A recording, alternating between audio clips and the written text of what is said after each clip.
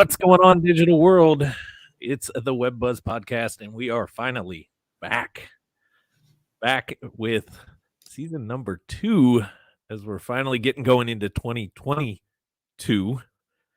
And I finally was able to pull Roger to his desk. He finally was able to kick me in the you-know-what and said, hey, no more saying next week we'll get it going again. No more saying next week we'll come off of vacation mode from December. So it's good to see you back, Mr. Google Nader. Yeah, good to be back, man. You said it. It was hard. It was hard. So we this podcast is all about kind of educating about digital marketing, business, and this is one of the main things that we talk about in almost every topic in regards to just taking action, right? And that's one of the most famous things that I like to say is like, make sure you take action. And as you can see, even someone that's we try to kind of keep each other accountable, right? It works so well, but man, you guys gotta know that it's hard for all of us. So take that as a lesson. You're not the only one out there, but it's good to have an accountability partner, Sean. Finally, we got both on to here, you man. as well. I mean, we definitely were not eating our own frosted flakes, so to say, right? we were preaching it, but weren't doing it. I kept making excuses. Oh, the studio's not. I moved into a new office since we closed out 2021 and had things all over the place. And good news is, folks, we're back. Yeah. And full transparency too. It's not like we were, and like a lot of you guys out there, it's not like, you just don't want to do it.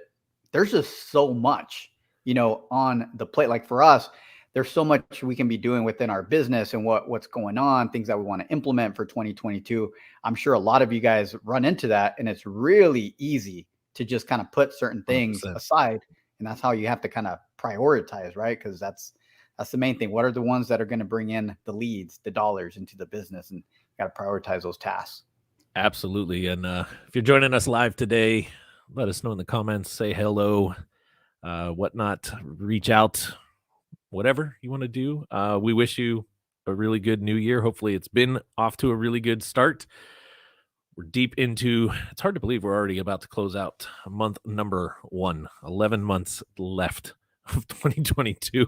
Feels like we literally just got started on this month. But cool thing is, Web Buzz Podcast this season here, season number 2, is going to be taking a little bit different shape.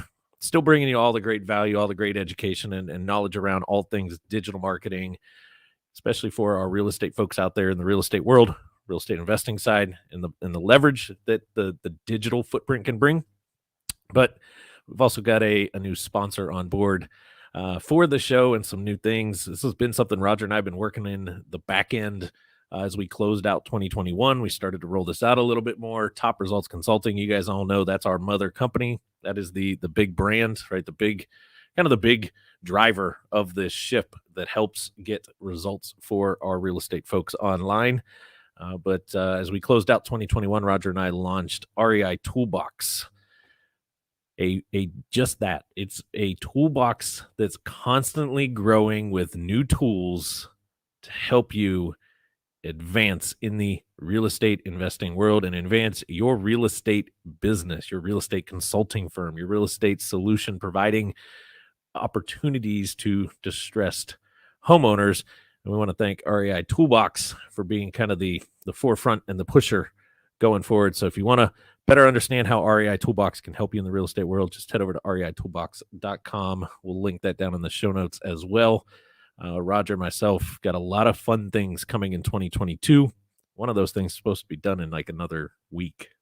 I won't put Roger on the spot and see if he's ready for it yet, but it's supposed to be done. It was on our map. It was on our game plan to be done by January to really help our real estate folks. So reitoolbox.com, check it out. And it'll all be down in the show notes and everything. So we do got a fun topic today. We're still talking digital on today's episode, but we're going to talk kind of the next layer. You got a big problem out there. A lot of businesses, especially my real estate individuals, you got a big problem with your digital marketing on why it's not converting motivated individuals into actual opportunities. And we're going to break it down and discuss it. And you'll be surprised it's not what you're thinking. I can promise you that. you're probably thinking a couple other things. We're going to get into all of that. But first, I want to hand it over to Mr. Google Nader himself. See if there's anything you'd like to throw in as we get going on season number 2. The only thing, man, as like Happy New Year to everybody. Trying to figure out when to stop saying that. We're already on the 20th day. So just because it is our first episode, hopefully everybody, like Sean said, is kicking off the year on the right foot. And if you're not, there's still time, right? You can always kind of make changes. You have full control over your aura, right? So just kind of make sure if you don't feel like you're there, do it, right? And this podcast and other podcasts and groups, accountability partners, very important to keep you moving. But super excited. Nothing to really add to kind of what's coming up. I know it's a good subject, a good topic that we're going to be talking about, but I'll kind of inject some value around the SEO portion, how it affects this particular topic. But yeah, man, let's go ahead and kick it off and get going. Absolutely. So I'm going to pose this question. I'm actually going to put you on the spot, Roger. I'm going to ask you this. Let's do it. What do you think the biggest challenge what is the biggest challenge to the real estate world and real estate investors out there when it comes to their digital marketing, actually getting them motivate opportunities? Do you think it is A, not enough leads, B, low quality leads, C, it costs too much to get these leads, or D, lack of tracking? This was not. If I really wanted to throw in there, the final one would be you've got way too many options. Yep. Yeah. So all of them are depending on your business, right? I love that answer. Depends. But I'm going to go in this particular one, just not knowing anybody's business or what's going on. A lot of times, if you've made an effort, right? I'm assuming that we're looking at someone that made an effort. In most cases, they're sitting there and they're wondering, twiddling their thumbs, is like, this isn't working, right? So I'm going to go with D, basically tracking, right? They don't know what they don't know. And that's what I've seen more and more. Sometimes I do get, we do get clients, they're doing very well, but because of the lack of tracking, they have no idea that they're supposed to follow up. So their leads and potential clients are falling through the cracks. Others tried and they're on a platform that is just horrible when it comes to trying to amplify their brand and really generate leads for them. So it's doing nothing. So in this case, I'm going to go with D. And I agree with you, but I'm going to take you a step back now and think that same question that I just asked. And which one do you think the average real estate individual would answer back? If you need help remembering the options, it was A, my digital marketing just doesn't give me enough leads. That's the problem. That's why it's not converting. I don't have enough leads. B, the quality is bad. C, cost too much. And then you've already kind of answered D is kind of your go-to. So what do you think the average individual, because I don't think the average individual thinks their problem is tracking. I think the average investor out there is falling into ABC. You know what? Yeah. Yeah, especially A. I mean, in these, as you guys can see, this was not premeditated. Not at all. There's different types of answers here, but I think A is another one that I would probably go. It's like not enough leads, right? Not enough leads. And then it kind of connects to D, right? It's like, are you tracking to kind of know? And I couldn't agree more there. I hear this all the time when I talk to a lot of our clients early on in their relationship with us, pre their relationship with us. And this is the first thing that I'll get is, hey, my digital marketing sucks at converting motivated leads or motivated sellers into actual opportunities and solid leads because I just don't have enough of it. There's just not enough coming through it to actually get there. And I always follow back with, is it really a lead problem? When you have things like Google, other forms of SEO, with the GMB, and all the stuff that we've talked about like crazy on this show, when you've got offline type stuff, when you've got other strategic ways of leveraging landing style pages, right? Silo pages, pillar content, these type of things. You've got referrals that could be out there. You've got other ways of content. Is your digital presence lacking because there's just no opportunity? And it's really hard for somebody to answer yes to that then. When in reality, the problem is the unconverted opportunities that are out there, which tie into, I love that you answered the first way with the tracking side of it. Because you're getting opportunity. What some people don't understand is you go work with REI Toolbox, Roger and his magic wisdom of the Google Nader, and then he waves his little magic wand, and our little team, runs through and does all these little dustings and does stuff. Next thing you know, 2 months goes by and you're ranking number 1 on Google. And there's, let's say, 150 searches for a particular keyword, and you're in the first position, and you're getting, let's say, 60% of that 150 seeing your listing there, your organic number 1 spot, and clicking onto your website. Well, if I was tracking this and I could pay attention and go, okay, I had let's say over the course of the month, across all the keywords that I'm doing really well for, I had 250 eyeballs on my website. And we see this all the time, Roger. Clients that have 200, 300, 350, 400 hits a month in the analytics, in that tracking aspect, to their website, and they're telling us, I don't have any opportunities. I'm not getting any leads. My digital footprint, my digital marketing is not driving any leads. And I always go back to the analogy, the website is like a storefront. If I put 200 people, Roger, answer this. Imagine we owned a brick and mortar store and we had 200 people walking in it every month, and we did 0 business at the end of the month after 200 people walked through. Is it a lead problem or is it a conversion problem? Conversion problem. Hands down, right? Time to optimize the inside of the store. Absolutely. Right. Obviously, something's not working well once I got them in there. So if from a digital standpoint, this is the big problem I see with a lot of the real estate folks that we get the privilege of working with early on, is it's not the lead issue. We can get you traffic. REI Toolbox, Top Results Consulting, that's cakework, getting traffic to your site. The next stage is where the money is really made. Because when I have somebody on that website, and I want to use, I call her Frustrated Betty, or you can call her Stress Nancy. Imagine I use this analogy on a podcast. One of our clients, I was on their podcast. I said, imagine Frustrated Susie, 35 years old, recently divorced, 2 kids,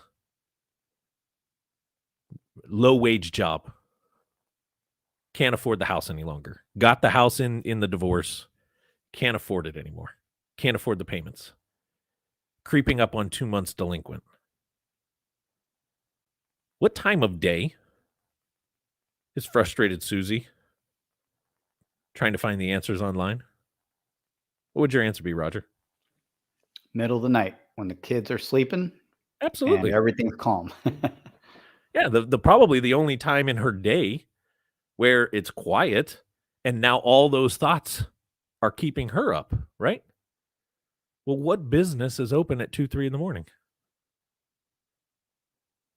So she's doing searches. She finds you at 2, 3 in the morning. She gets to your website.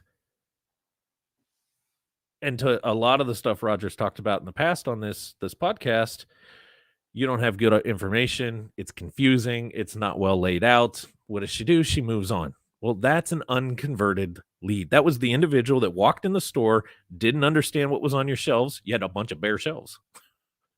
Turn around and walks out and goes next door to the store that has a better footprint, right? Better layout, has more product out, whatever it might be. She went to the next listing that she saw, and you've lost that opportunity. Now, let's stop for a second and say, okay, we've listened to Roger. We've listened to the magic wisdoms of Google Nader, and we've done the right stuff, siloed out our structure, got good, solid content. It's obviously highly optimized because it's ranking well. I'm getting traffic onto it. I've got really good stuff. And we keep her there for a little bit, and we get her clicking through and clicking through and clicking through. What's causing the big issue here? No clear next steps. No clear how can frustrated Susie communicate with you.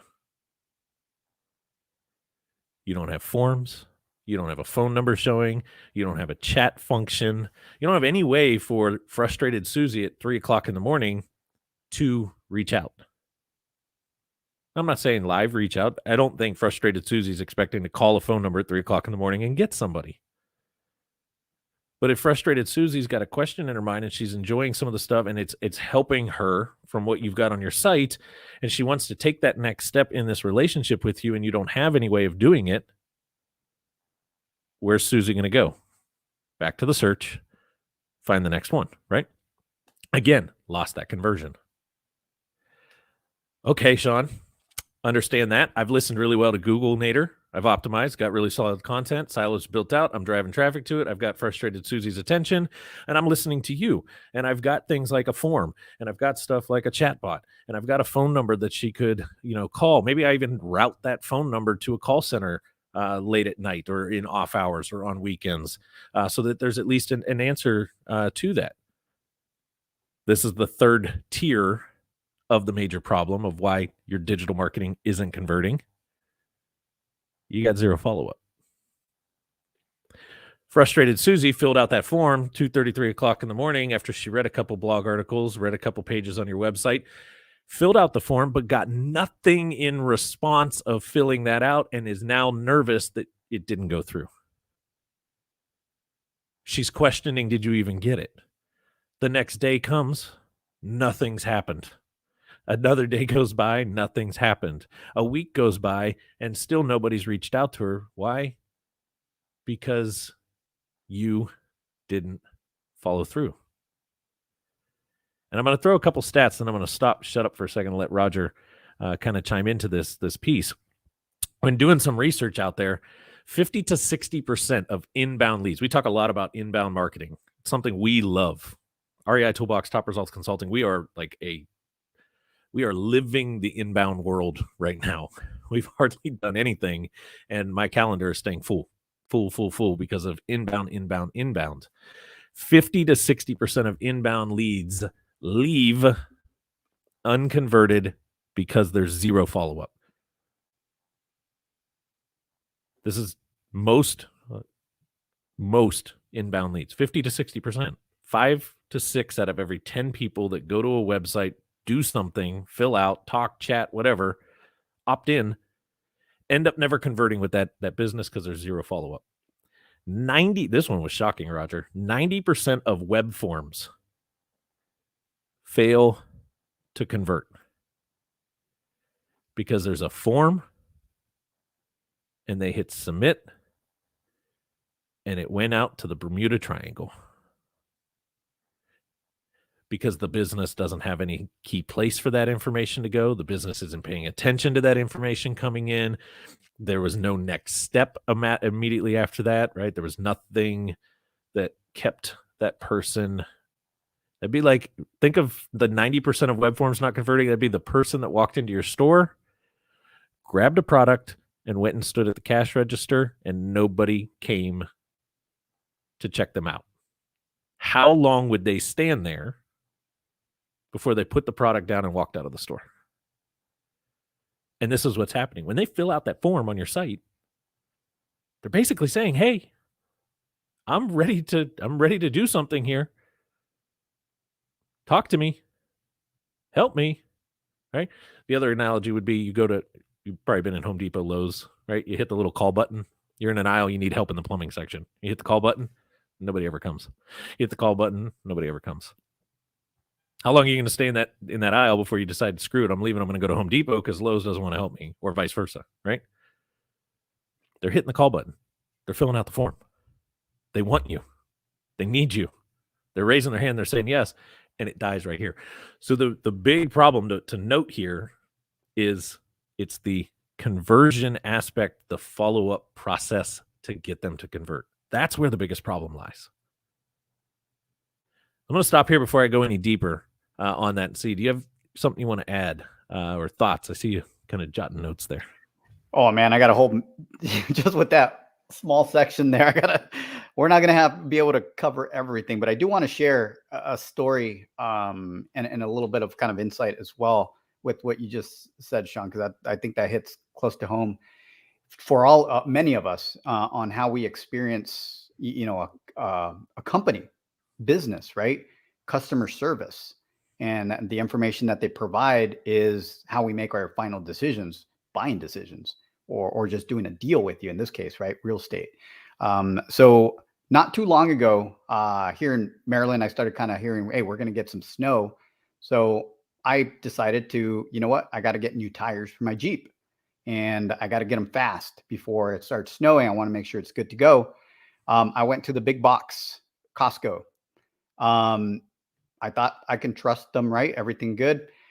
Turns out that they gave me the runaround like I've never had a runaround before. And I was like, oh my God, I do marketing. So I was like, this is horrible customer service. This is a really, really bad situation. And I need tires now. What did I do? I literally stepped outside of Costco, got on my phone, Googled discount tire. Well, I'm not from the East Coast. I live in the East Coast now, but discount tire, I believe, doesn't exist over here. But there's a local shop that popped up, discount tire something something, right? First result. I clicked on it. They had, it redirected me to a landing page. I basically had a phone number or an opt-in form. I clicked the phone number. I called. The guy that answered the phone, extremely generous, asked me all the, general questions that I expect to hear. It's like, what car is it? What tires do you have on there? What are you expecting? Very smooth. And then he even said, all right, I don't have him here right now. I can have him here tomorrow. This is the price. It was actually higher, a little higher than Costco, obviously, right? Because I didn't even hesitate because of the experience, because of the flow of the sale, or pretty much, they attracted me through organic. They then engaged with me when I got on the phone in a really good manner. They got me my tires. The next day when I left, I went back, and I hardly ever do this. I don't know why, because I always coach my clients to do this, but I left a review. So I became a raving fan after that. So that whole process right there is major when you do that. What we see happen in most cases, especially in real estate, just because we work with a lot of real estate investors, is that middle part is broken. You will create, the platform, you will drive the traffic, but when they try to get a hold of you, the communication is broken, or the communication is very bad to the point where they just decide to go to the next person, right? Well, I think you nailed it when you said they answered. Bam. Yep. Right away. Right, which it kind of brings me into what I was about to say here, and it kind of ties to this. And Roger got the actual answer of the phone, but let's be, 100% honest here. How many of you real estate folks out there are actually answering your phone when you actually get a call all the time? It doesn't happen unless you've got it set up where it's actually forwarding to a call center, and the call center is, answering it. But even then, that's a very generic call. And I look at that as kind of like they've missed, they didn't really get the information yet, because that person's just, sure, give me a little bit of info, I'll pass this on, and we'll get somebody, to follow up with you, piece of it. But the average individual, you've got about 15 minutes. So let's say Roger called that, got to that landing page, chose to call, and called, and they were on the other line, or they said, hey, can you hold? Right? You've got about a 15-minute window before that person goes cold and moves on. I can almost imagine what happened at Costco. You probably got the runaround, got pushed back. Maybe you tried to call and nobody could get on the phone with you, and you kept bouncing around, something like that, right? I called first. I tried to get an answer first. I couldn't get it, what I needed, right? If they had it, not had it, what was going on. I ended up taking my time just because I was frustrated and going into Costco and getting the same runaround in the store, to the point where I was like, to your point, how much are you going to take before you move on? Yep. So, I mean, you went a little extreme there by driving there, but you've got about a 15-minute window. So if somebody calls you, they're on that page, they call you because you got your phone number on there. You listened to Roger, did the right thing, but you don't answer. And I hear this all the time from our clients. Yeah, I try to follow up with missed calls, or I try to follow up with people that have called and left us voicemails. And I'll leave it on the voicemail. Hey, we'll get back to you in the next 24 to 48 hours. You have 15 minutes. 15 minutes for that lead that was just on your website who chose to call you to answer them. Same thing on a form or a chat function. You got about a 15-minute window. If Roger would have chose to fill out that form, and let's say that form goes to that location, they get notified, hey, we just had a new submission on the form. If they would have reached out in that 15-minute window, they would have ended up with Roger's business like they ended up doing, right? You chose to call, but the same thing was true on the form. But what if you filled out that form? You're in dire need. Snow's coming in the next day or two. I want these tires now. You filled out the form and 72 hours goes by and then they finally call you back. Meanwhile, you've already gotten tires somewhere else and the snow's already fallen. Unconverted lead. So understanding that there's a very short time frame, a very short window of opportunity from the second our SEO does the right work by getting their attention and getting them on the site and them deciding to go the next step in this relationship with you. You've got a very small window of time to convert them. At the same time, the other problem that I see with this, we've got a lot of clients that they're like, okay, cool. I'll just tell them to go ahead and schedule a time to talk to me. We're just going to go straight to the schedule a time piece. About 1 to 3% of people are ready to do that. The average person needs about 5 to 7 touches. They need about 5 to 7 communication points from the second they say sure to go. Roger's a very good example of the 1 to 3%, what I call the now buyer. Snow's coming. Oh crap, I don't have good tires. I just moved from Guam. My first time being in the snow. I need new tires that are capable of handling this on my Jeep. That's a now situation. You're ready to roll this minute. But if you would have moved there, in August and said, hey, I need to get new tires. I'm going to start looking. I'm going to start finding a good price. I'm going to find a good reputational, a good place to take my Jeep to. I'm going to start looking at brands, these type of things. You weren't ready to buy in August because, I don't really need them until we start getting into the winter months. So you got some time. So you're not going to rush into that. You probably wouldn't have paid more just because the experience in that case. You might have done some other research, right? And if that company wanted your business, they would have to keep following up with you, keep having conversations, keep trying to keep you coming in to get there. Good. I saw you on mute. Oh, no, I was just going to say correct. Absolutely. And the other thing to consider in this, especially in the real estate world, people are more comfortable today communicating by hiding, I call it. They are more comfortable communicating where their thumbs can do the work. Writing an email, writing a text message, writing a chat. Right? Text message leads the way, especially in the real estate space. Right? Take Stress Susie, 3:30 in the morning, sends you a message through your website. Calls and leaves you a voicemail. You wake up at 7:30 in the morning, get the voicemail, decide to start your day by 9 a.m. I'm going to call motivated Susie back, right? Stress Susie that called me in the middle of the night, super motivated now. I'm going to call her back at 9 a.m. What's she doing at 9 a.m., Roger? Just getting the kids ready. She's trying to deal with 2 hectic kids as a single mother, right? And trying to get to that low-wage job. Oh, okay. Well, she didn't answer. I'll leave her a voicemail. I'll try to call her again tomorrow at 9 a.m. Same. And then we go to my website just sucks. My online leads they're dead leads. They're bad quality. I don't get enough of them. Right? I only got one last month. Well, that one was, we've seen it time and time again. One lead coming through your website could mean $50, $60, $70, $80, $100,000 in opportunity, but you let it slide. You let it slip away. Now take that analogy in that situation, Roger, and at 9 a.m. when you decide to kick off your day, you shoot Stressed Susie a text message. Hey, this is Roger with Access Home Buyers. I noticed that you called us last night. got your voicemail. Would love to figure out a good time that works for you to talk. Or let's say you did try to call her, not paying attention. You called her, you got your voicemail, and you shoot a text. Hey there, this is Roger with Access Home Buyers. Just left you a voicemail. I know you're probably getting your day going, getting going with your day. Not sure what your schedule looks like. Would love to schedule some time to talk. Got your voicemail last night. Are you more or less likely to get that response? What would you say? More. Way more. We're getting so used to kind of texting, right? The SMS is texting has become prime time. Absolutely.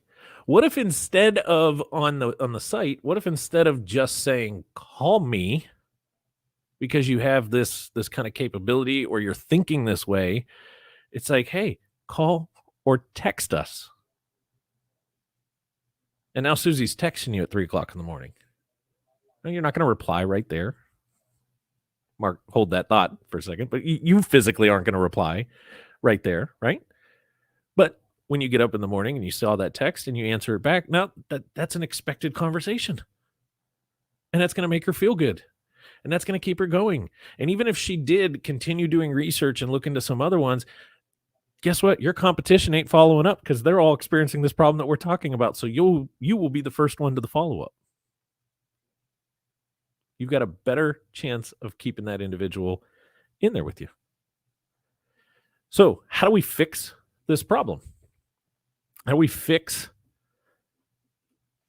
our issue with this conversion? We need to bring this capability in. We need to think this way. And I'm a big fan of there should be automation.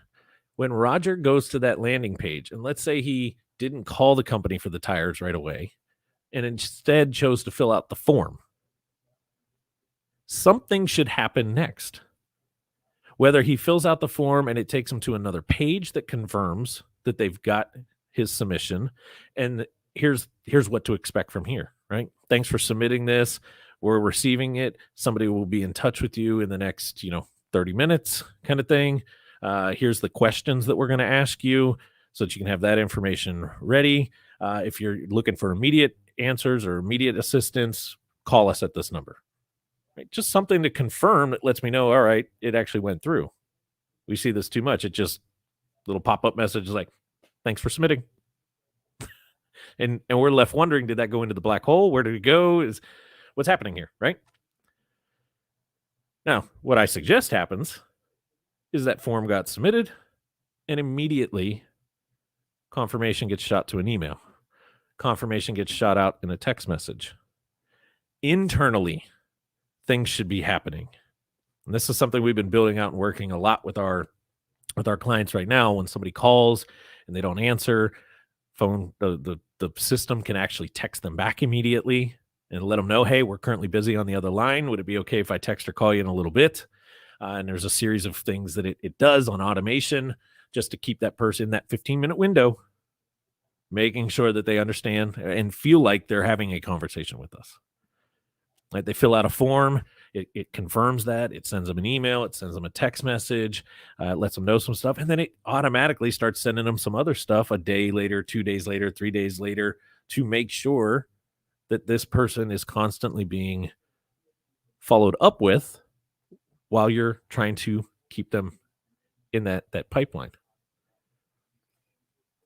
That's how we fix this issue of everything Roger spent all of 2021 teaching you guys here on this Web Buzz podcast and getting good traffic to your site. This is how you fix the next layer. So I'm going to stop right there because I can go a lot deeper, but I also want to respect time and give you a chance if there's anything you want to still add in here. Yeah, I'll just add one kind of taking a couple steps back, because a lot of people are in that process before they don't even know, right, that they need that automation, that's what's happening, right? So one of the things to look at and analyze in your own business, and I kind of used an analogy I took or an example that I took from Rich Dad Poor Dad. I know a lot of our clients have kind of read that book, but kind of when you're building kind of like an established kind of like wealth, right? When we talk about wealth, well, you have to have a strong foundation, right? And I know they use the example of when you're building the Empire State Building, you got to dig a big hole before you start, right? So when we built your digital presence, not just your website, but your digital presence, right? Your brand online, we dig that big hole. We make sure we set the foundation very strong, right? So you got to make sure you have that foundation. If you do, if you look back and you analyze, like, man, I'm with, Top Results Consulting or another agency, and they, I feel like I'm pretty confident what's here. And then, you start seeing the blocks on top of that, the Empire State Building being built, and you have that, but yet you still feel like those leads aren't working. They're, not getting enough. Then there is a portion, it's time, right? But there's sometimes when you are not with a good agency, or you built the website yourself and you're not sure how to build websites, and you're not sure if you have a quality website, then you end up with what they call in the book, the leaning tower of suburbia, right? Because it's sitting on a 6-inch slab of concrete. And if you're building a big Empire State Building, it's going to start kind of falling down. So make sure first that you analyze your online presence and make sure you have a strong one. And then once you have that and you identify, like, yep, then it's that next layer. It's like, now what Sean was just talking about with the automation and kind of the next steps. How can I not have my leads that we have creating through this system not fall through the cracks? So just want to kind of throw that in there. It's like super important to have that strong foundation set up. Yeah, and I'm not saying you got to go directly to automation either, right? Use that analogy that I used for you. If you were to fill out the form and it goes to this other page, and that says, let's say Stress Susie, 3:00 in the morning, likes what she saw, chose to fill out a form on your website. Well, too often that's the dead end right there. That's where it all ends, right?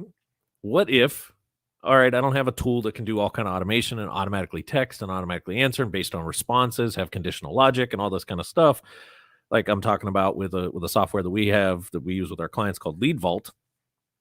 But instead, what if it went to a page, and on that page was a video of you saying, hey, thanks for filling out our form. Thanks for submitting some information.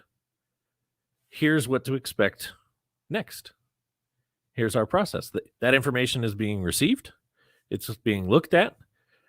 Myself or somebody from our team will be reaching out to you in the next 12 hours. Here's some of the questions that we might still have, some things to consider and think about, right? And here's some additional resources, or here's some additional information that you can also check out. And maybe there's different blog articles that you've got on your website around different scenarios and situations or things that you can keep them engaged or just provide more value with to take them deeper to the next, and just more than anything, just keep them feeling like, all right, this company's paying attention. I didn't just submit something and go into a black hole. They actually care. They're actually paying attention to me. They've got a process. I understand it's 3:00 in the morning and nobody's going to call me right now, but I get it. They got the information. They're going to review it first thing in the morning. I'm probably going to get a call. And maybe you have another box where it's like, hey, let us know a good time to talk. Or maybe that's where you can go ahead and put a calendar system. If you had a calendar system, it's like, if there's a really specific time that works well for you and it's available, grab it on our calendar. We'll call you at that time so that we know that it works and we're not bugging you. That's going to help that lead convert better than just fill out the form and you're going, well, I don't really know what to do with them next. So just have that information submitted to me and leave it there, and I'll take it from there. Thoughts? Yeah, I think systems and processes on how to get someone there, huge, right? So sometimes that's the not even the missing piece, but one of them. There's multiple pieces here on how to kind of take people to the next step, but without having some kind of system and process on holding their hand and taking them to the next step, they're going to fall through the cracks. I mean, everybody kind of that's done a little bit of marketing understands the top of the funnel, middle of the funnel, bottom of the funnel, right? And the type of content that should be within those levels. Mm-hmm. But what happens is, yeah, you set all that up, but you're not holding their hand to the next step, right? And all that's a lot of work. And then you miss that step to hold their hand, the automation or whatever system you have in place to do that for you, or you're doing it manually, right? You miss that. So those leads are just kind of coming and going, coming and going. And the worst thing is you have no idea that's happening. So Absolutely. And that, I mean, that goes to the tracking piece that you brought up earlier. And we can do an entire episode just on what we should track, how we should track it, things to look at. But I want to close us out with this last kind of stat, because I talked about text is kind of leading the way, right? People feel really comfortable. If you guys are watching us or you're seeing this on the YouTube video, not just listening, you see my phone. As a matter of fact, I pull it out and I've got 2 text messages to our business line through our platform that are just on here. But people are more comfortable grabbing that phone and answering back. And there's statistics out there that show it. And this one I found in some research, and it was 98% of all text messages are opened. Listen to this whole thing, right? 98% of text messages are opened. 95% of text messages are open and responded to in 3 minutes of being delivered. 98% of the texts that are sent get opened, and 95% are actually opened and responded to within 3 minutes. So let that be kind of the key element that says, if somebody is trying to get in touch with your business and you can't be in touch at all times, you can't make sure that you're answering every single time somebody's reaching out to you. If I replied immediately with a text message, I have a 95% chance that in 3 minutes, they're going to look at it, read it, and write something back to me. That's insane. Right? Email could get lost for days. Phone calls, we could play phone tag galore. 95% chance I send this text message, they're reading it, and they're writing me back in about 3 minutes. Pretty powerful. The last one, this was looking at U.S. consumers. Right? This stat was looking across the country or across the globe. U.S. consumers, though, 5 times more likely to send and receive text messages than phone calls. The U.S. is huge with being on their text side of their phone, not wanting to get on a phone call. So if your entire process to convert online leads or just convert leads in general is they have to call me. I force everybody. They must talk to me on the phone. And Roger and I step in and we're like, no, we'll do the whole entire thing through text message if you want to. We have a 5 times better chance of doing more business than you. So I remind you, what's the problem with your online leads not converting into really true opportunities? It's not a lead flow problem, folks. It's a follow-up problem. I'm going to end there for today. If you want to end us with something, some fine words, wise wisdom, old Googanator. Yeah, just don't build the Leaning Tower of Suburbia. Just build your empire state building. Get a good foundation, get some systems, some processes in place. To Sean's point, you just got to have those systems in place to be able to follow up. Absolutely. And if you're listening to this or just it's running wild in your head and you want to better understand how, from an automated standpoint, some of this stuff can come into play, definitely go over to leadvaultcrm.com. Check it out. It is one of the most powerful platforms out there for the real estate world. To build this stuff out, we've been having a blast getting a lot of our clients integrated into this and just seeing the massive change in the way that follow-up happens and how quick. We had quick story, and then I'll end us. One of our clients was like, prior to using LeadVault, prior to just thinking more like you guys are talking about right now, what we're saying, they would send campaigns out and they'd get a bunch of calls and get told F you, or they'd get replies and it'd be like F you kind of stuff, right? Go away, get out of here, F off, all that kind of stuff. When they started shifting the mindset and focusing more on responding to motivated inbound opportunities in a quick format, the FUs, I don't know what you're talking about, I'm confused, all of that stuff went away. And they started getting polite conversations, polite communication. They actually had individuals where they would answer them and the person actually was ready to move to the next step. And the process started to unfold and deals start to be made without all of that other stress, because they've aligned their follow-up process, right, with what the majority of people are looking for in this hustle bustle busy world that we live in.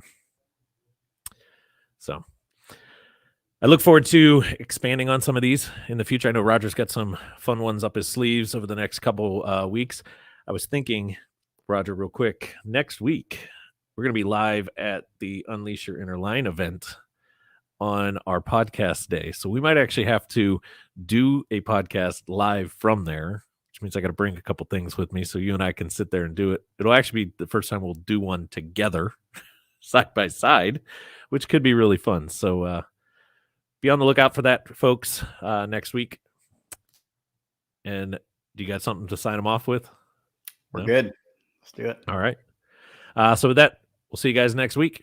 Welcome to season number 2, the Web Buzz Podcast. And as always, here's to your success. We'll see you guys later.